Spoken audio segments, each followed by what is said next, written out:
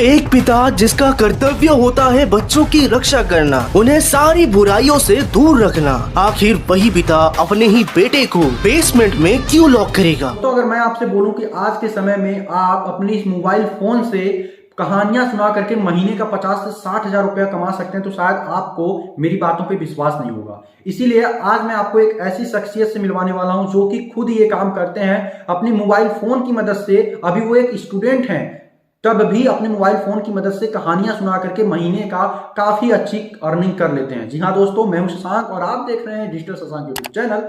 और आज की इस वीडियो में मैं आपको मिलवाने वाला हूं रूपक भाई से, जो कि अभी के टाइम में प्रेजेंट टाइम में एक स्टूडेंट हैं और वो मोबाइल फोन की मदद से कहानियों की वीडियोस बना करके कहानियां सुना करके महीने का काफी अच्छी अर्निंग कर लेते हैं। तो चलिए सीधे मिलते हैं रूपक भाई से और जानते हैं कि वो कैसे अपनी जर्नी स्टार्ट किए और कैसे आप भी कहानियां सुना करके महीने का 50 से 60 हजार रुपया कमा सकते हैं। तो रूपक भाई, सबसे पहले तो आपका बहुत बहुत स्वागत है डिजिटल शशांक यूट्यूब चैनल पे।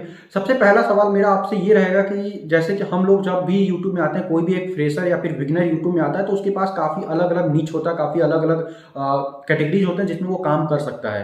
तो आपके माइंड में ये आइडिया कैसे आया कि यार चलो स्टोरीज की वीडियोस बनाते हैं, कहानियां सुनाते हैं लोगों को, और उस पर आपने चैनल बनाया। तो आपकी स्टार्टिंग जर्नी क्या थी, कैसे आपने ये पूरा जर्नी स्टार्ट किया? सबसे पहले तो शशांक जी, आपका बहुत बहुत शुक्रिया हमें अपने चैनल पर इनवाइट करने के लिए। एंड जो मेरे स्कैनर रूपर के सब्सक्राइबर्स अगर ये वीडियो देख रहे हैं, उन्हें लगता होगा कि मेरा वो ये जो जर्नी है ये 3 साल का रहा है। बट एक्चुअल में ये मेरा यूट्यूब का जर्नी 3 साल का नहीं बल्कि 4 साल का रहा है। क्योंकि 2019 में मैं एक यूट्यूब चैनल चलाता था ब्राइट हेल्प नाम करके, जिसका मैंने नाम चेंज करके रूपक नाथ रख दिया था बाद में। तो वो एक मोटिवेशनल चैनल था, ठीक है? एंड उसमें ना मैं बहुत बकवास मोटिवेशन बाँटा करता था। तो ज़ाहिर-सी बात है वो चैनल चलेगी नहीं एंड चली भी नहीं। एंड करीब 8-9 मंथ्स के बाद मैंने उस चैनल को बंद कर दिया। एक्चुअल में एक सिचुएशन हो गया था, मैं जैसे कि आप मेरा इंटरव्यू लेना चाहते थे, मैं भी किसी बंदे का इंटरव्यू लेना चाहता था जो कि एक एक्टर थे। लेकिन उन्होंने बहुत घुमाया मुझे। एंड उसके बाद मेरा उस चैनल से इतना मन टूट गया था कि मैंने उस चैनल को छोड़ दिया। एंड उसके बाद तो मैंने स्कैरी रूपक शुरू किया, जहाँ पर मैं हॉरर वीडियोस बनाना शुरू किया। क्योंकि मेरे को ना बचपन से हॉरर वीडियोस से ना बहुत ज़्यादा लगाव था। मैं आप बोल दीजिए हिस्ट्री कोई है, आहट, इन सब सीरियल्स या फिर गूज़बम्प्स के बुक्स, ये सब मैं बहुत पढ़ा करता था। आर एल स्टाइन मेरा बहुत बड़ा वो था, राइटर था, बहुत बड़ा फ़ैन था मैं उसका। तो इन्हीं सब के चलते मेरे को हॉरर पे एक अच्छा इंटरेस्ट था, जिसके बाद मैंने हॉरर पे बनाना शुरू कर दिया। एंड सालों से मैं यूट्यूबर से सुन रहा हूँ कि जो आपका इंटरेस्ट है वो करो तो ग्रो करता है। एंड ये वाक़ई में सच है। मैंने अपने इंटरेस्ट को ग्रो किया। हॉरर चैनल में करीब 2 महीने के बाद ही मेरे को सफलता दिख गई। एंड विदिन 8 टू 9 मंथ्स मेरे चैनल पर 100 के सब्सक्राइबर्स भी हो गए। And the key point is entertainment. मैंने डर और एंटरटेनमेंट अच्छे से बाँटा। तो रूपक भाई, अगर कोई बिगिनर है और वो स्टार्ट करना चाहता है अपना चैनल और स्टोरी टेलिंग पे कहानियां सुनाना का वीडियोस बनाना चाहता है, तो वो कैसे स्टार्ट कर सकता है, कैसे वो स्टोरी टेलिंग का चैनल स्टार्ट कर सकता है? उस पर थोड़ा आप गौर फरमाना चाहें। अगर कोई बिगिनर स्टार्ट करना चाहता है तो सबसे पहले तो देखो, बहुत कुछ है, ठीक है? आपको अपनी ऑडियो क्वालिटी अच्छी करनी होगी, स्क्रिप्टिंग, एडिटिंग, ये सब। लेकिन ये सब फलाना-ढिमकाना मैं ये सब नहीं एक्सप्लेन करना चाहता। मैं बस यही जानता हूँ कि एंटरटेन करो अपने ऑडियंस को। क्योंकि वो ऑडियंस अगर 2 मिनट की वीडियो में कट करके चला जा रहा है, 10 मिनट की वीडियो 2 मिनट देख रहा है, तो आपका चैनल नहीं चलेगा। आप ऐसा बनाओ कि लाइक एटलीस्ट वो देखे पूरा वीडियो और उसको मज़ा आए, एंड वो मज़ा वो दोबारा लेना चाहे, एंड वो दोबारा आपके चैनल पर आए। So entertainment is the key factor. उसके बाद तो बहुत सारे हैं। उसके बाद ऑडियो क्वालिटी अच्छी कर दो, वीडियो क्वालिटी एनहांस कर लो, एडिटिंग सीख लो, अच्छे से बोलना सीख लो, स्क्रिप्टिंग करो, ये सब तो है ही। लेकिन की फैक्टर है एंटरटेनमेंट। एंटरटेन किया करो अपने, मतलब तुम अगर एजुकेशन भी बाँट रहे हो, आजकल देखोगे एजुकेशन में भी टीचर्स एंटरटेन कर रहे हैं। तो एंटरटेन किया करो। एंटरटेन करने से ना लोग ज़्यादा आपको देखेंगे। तो रूपक भाई, ये जो स्टोरीज होती हैं जिन पे कि आप वीडियोस बनाते हो, जो स्टोरीज आप सुनाते हो, वो आपकी खुद की स्टोरीज होती हैं या फिर इनका कोई सोर्स है जहां से आपको स्टोरीज, आप वहां से स्टोरीज लेते हो? क्या सोर्स है इन स्टोरीज का? मैं झूठ नहीं कहना चाहूँगा, मैं बहुत सारे जगहों से स्टोरीज़ उठाता हूँ। शुरुआत में मैं कुछ वो हॉरर इवेंट्स जो थे, उनको कवर किया करता था। फिर उसके बाद मैंने एससीपी स्टार्ट किया। एंड एससीपी का क्या है, इंग्लिश में ऑलरेडी स्टोरीज़ पड़ी रहती है। उन सबको बस आपको समझना होता है एंड उसको हिंदी में कन्वर्ट अच्छे से करना होता है, जिससे कि आप अपने ऑडियंस को अच्छे से दे पाएँ। जो आप चाहते हो। तो वही मैं करता हूँ आजकल एंड उसके बाद मेरा बहुत सारा प्लान्स है अलग कुछ ट्राई करने का एंड अगर उसमें भी मैं सफल होता हूँ तो मैं फिर से आपके चैनल में आके फिर से ज्ञान बाँटूँगा। पर फिलहाल तो यही है मेरा प्रोसेस। नेक्स्ट सवाल आपसे ये रहेगा कि पूरा प्रोसेस क्या होता है? आपका जो वीडियो होता है, उस वीडियो बनाने का पूरा प्रोसेस क्या होता है? सबसे पहले स्क्रिप्टिंग होती है कि सबसे पहले आप प्रेजेंटेशन तैयार करते हो? तो पूरा प्रोसेस क्या होता है? उसके बारे में थोड़ा आप बताना चाहेंगे कि कैसे एक पूरी वीडियो आपकी बनती है, पूरा बहुत सारे कैटेगरीज़ है, ठीक है? एंड उन हर कैटेगरीज़ में ना अलग फ़ॉर्मूला लगता है वीडियो बनाने के लिए। किसी में शूटिंग की ज़रूरत पड़ती है, किसी में वॉइस ओवर की ज़रूरत पड़ती है। तो ये तो मैं अच्छे से एक्सप्लेन नहीं कर पाऊँगा। लेकिन हाँ, मैं आपको ये बता पाऊँगा कि मेरे साथ क्या चलता है, मेरा क्या फ़ॉर्मूला है। सबसे पहले तो स्क्रिप्ट, एक बढ़िया स्क्रिप्ट बनाता हूँ। फिर उसके बाद मैं देखता हूँ कि अगर उसमें कोई वीडियो शूटिंग का सीन है, तो मैं वो शूट कर लेता हूँ।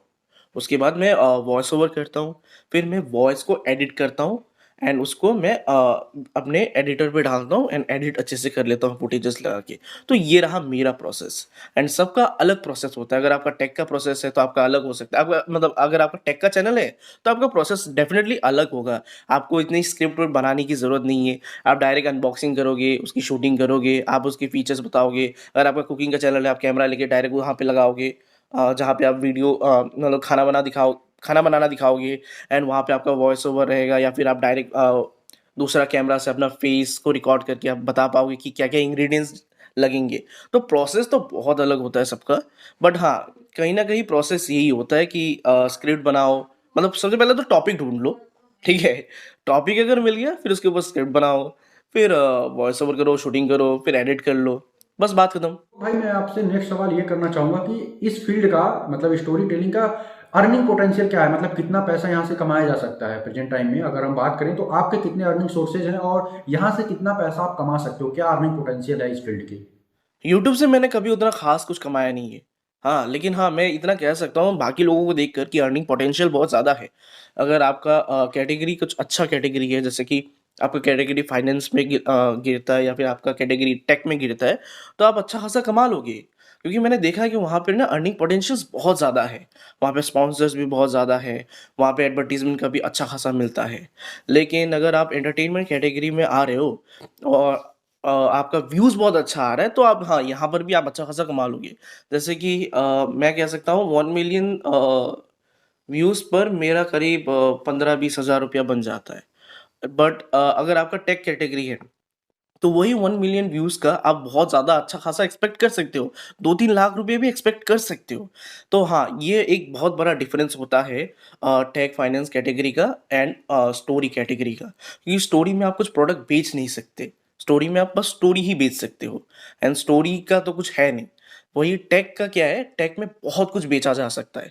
जितने भी प्रोडक्ट्स हो गए हैं या फिर कोई ऐप हो गया, तो आप वो बेच सकते हो आराम से। एंड क्योंकि आपकी आपकी ऑडियंस ही टेक से रिलेटेड है। तो वहाँ पे डाउनलोड्स एंड परचेज़ का जो वो होता है ना चांसेस वो बहुत ज़्यादा होता है। लेकिन स्टोरी कैटेगरी में क्या होता है ये बहुत कम होता है।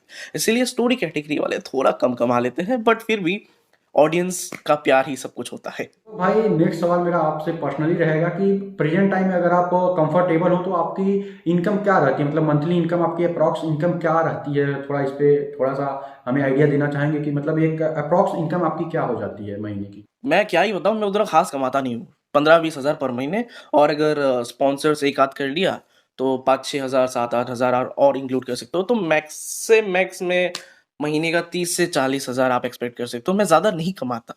हाँ, वो भी 30-40 तो बहुत बहुत रेयरली आता है। क्योंकि मेरा क्या है ना, मेरा व्यूज़ इतना ज़्यादा नहीं आता। महीने के 1 मिलियन से 2 मिलियन तक आते हैं जिसका मेरे को ज़्यादा से ज़्यादा 20-25 हज़ार ही मिलता है। तो वही है एंड स्पॉन्सर्स मैं ज़्यादा करता नहीं हूँ। मैंने बीच में थोड़ा स्पॉन्सर्स कर लिया था कमाने के लिए, लेकिन फिर मेरे को इसका एक बैड आउटकम भी देखने को मिला कि अगर आप ज़्यादा स्पॉन्सर्स करना शुरू कर देते हो, तो आपके ऑडियंस का ना वो रिटेंशन खराब हो जाता है। ऑडियंस क्योंकि सडनली आप एक 2 मिनट का ऐड अगर आप बीच में घुसा देते हो, तो ऑडियंस को तो देखने का मन करेगा ही नहीं। हाँ, उसका इंटरेस्ट वहीं पे आप तोड़ देते हो। सो इसीलिए स्पॉन्सर ज़्यादा करना नहीं चाहिए एंड मैं ज़्यादा इसलिए करता भी नहीं हूँ। तो बहुत बहुत थैंक यू रूपक भाई, आपने काफ़ी अच्छी तरीके से समझाया हमारी ऑडियंस को कि कैसे वो भी स्टोरी टेलिंग का चैनल स्टार्ट करके काफ़ी अच्छी अर्निंग कर सकते हैं यूट्यूब से। और भी काफ़ी प्लेटफॉर्म्स हैं दोस्तों जहाँ से आप स्टोरी टेलिंग की जो भी आपकी ये वीडियोज हैं उनको मोनेटाइज कर सकते हो, वहाँ से भी आप अर्निंग क्रिएट कर सकते हो। जैसे कि अगर मैं बात करूँ तो आप अपना ई बुक बना सकते हो, जो भी आपकी स्टोरीज हैं उन स्टोरीज को आप सिंपल से ई बुक के फॉर्म में प्रेजेंट कर सकते हो, ई बुक के फॉर्म में वीडियोज बना करके भी सेल कर सकते हो। उसके साथ बहुत सारे लोग अपना ई बुक सेल कर रहे हैं, उसके साथ साथ आप बुक्स भी सेल कर सकते हो। उसके साथ अपनी खुद की एक वेबसाइट बना सकते हो, ब्लॉग वेबसाइट, जिसपे कि आप उन स्टोरीज को लिख सकते हो और जब भी लोग आएंगे तो आपको काफ़ी अच्छी वहाँ से अर्निंग होगी। और भी काफ़ी सारे अलग अलग प्लेटफॉर्म्स है, जैसे कि आपका पॉकेट एफएम हो गया, जहाँ पे आपको ऑडियो बुक अपलोड करने का मौका मिलता है और वहाँ से आप काफ़ी अच्छी अर्निंग कर पाओगे। उसके साथ आप बहुत सारे अदर भी सोर्सेज हैं जहाँ पे आप अपने उस कंटेंट को डाल करके काफ़ी अच्छी अर्निंग कर सकते हो। तो ये था पूरा वीडियो जिसमें कि आपने समझा कि स्टोरी टेलिंग की मदद से आप कैसे महीने का 50 से 60 हज़ार रुपये काफ़ी आसानी से घर बैठे कमा सकते हैं। आप एक हाउस वाइफ हैं, या फिर आप एक स्टूडेंट हैं, या फिर आप एक टीचर हैं, या फिर आपको कौन है इससे मतलब नहीं है। अगर आप मेहनत कर सकते हैं, अगर आपको स्टोरी टेलिंग में इंटरेस्ट है, आप कहानियां सुनाना चाहते हैं, आपको कहानियां सुनाना अच्छा लगता है, तो आप इस वीडियो को देख करके ये तो समझ ही गए होंगे कि आप कहानियां सुना के काफ़ी अच्छी अर्निंग कर सकते हैं। अगर आप इस वीडियो को पूरा फॉलो करेंगे तो शायद आप काफ़ी अच्छी अर्निंग कर भी पाएंगे। मिलता हूं ऐसी नेक्स्ट वीडियो में एक नए इंटरेस्टिंग टॉपिक के साथ, तब तक अपना खास कर रखिएगा। जय हिंद।